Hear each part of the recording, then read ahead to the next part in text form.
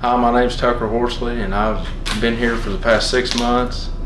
I've been here every day working hard, and that's the reason why I have the golden arm hood back there.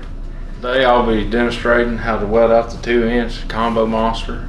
It's TIG root, TIG hot pass, and 7018 fill and cap. Here at KWI, you're recommended to weld with Lincoln and Miller because you never know on the job when you'll be using either one. Here I'm tacking together my coupons with a 3/16 gap wire to make a precise gap, and I'm using a knife edge bevel, which is what I like, personal preference. I'm back feeding through the bevel so the bar is not in front of your TIG torch, it's kind of behind it.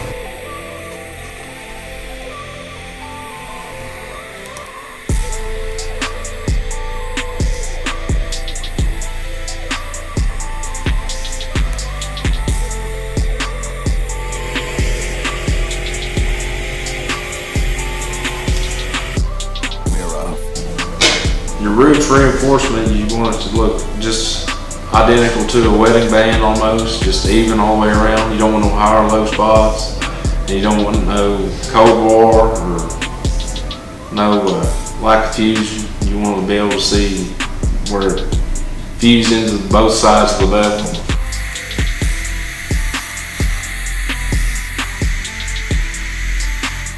In this video, you'll see that I'm going from my left hand to my right hand, which some people would just quarter the monster. They'll just weld the bottom quarter on both sides, and then they'll switch over and do the top quarter. And I mean, it's fine. It's just you're more possible to get more porosity in it, and just a lot easier to mess up that way.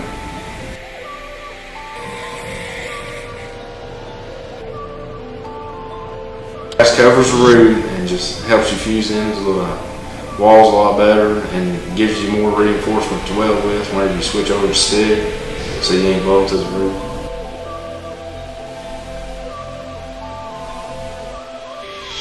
Combo is one of my most favorite procedures to weld because it's usually one of the most asked to do welds on the job, so it just gives you more practice.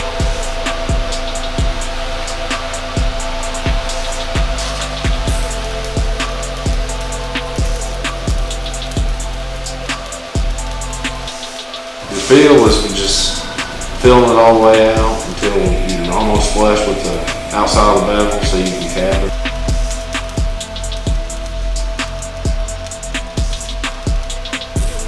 We just go to the other side and weld and start at the bottom of the weld, and then back feed, just take off up the other side just like you did the other side.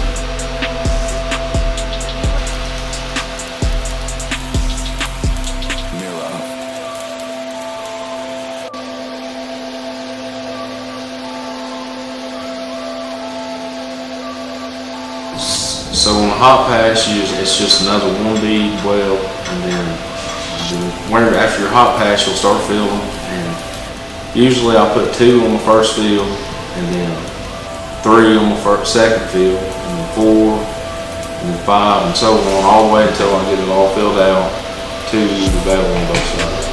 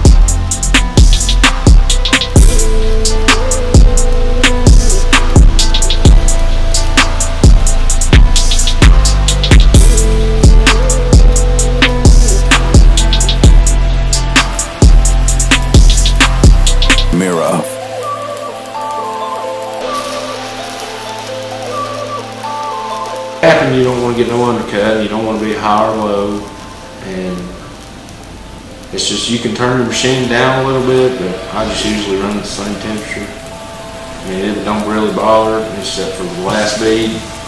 You just want to hold it a little bit longer so you don't get no undercut on the top bevel.